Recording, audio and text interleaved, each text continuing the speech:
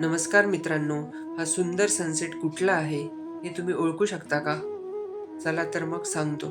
सकाळी लवकर नाशिकवरून निघालो, थेट कोकणच्या दिशेने. रस्त्यातले सकाळचे नजारे एकदम नेक्स्ट लेवल होते. प्रवासाचा पहिला थांबा पाली. बल्लाळेश्वरच्या चरणी मनापासून दर्शन घेतले आणि प्रवासाला खरी सुरुवात झाली.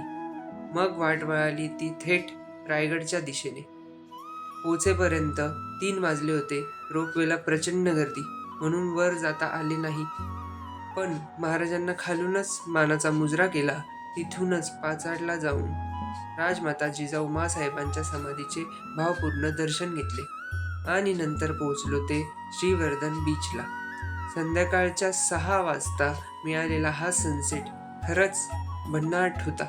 हा नजारा पाहून सगळा प्रवास वर्थ वाटला. ही तर फक्त सुरुवात आहे. पुढच्या व्हिडिओत नक्की भेटूया.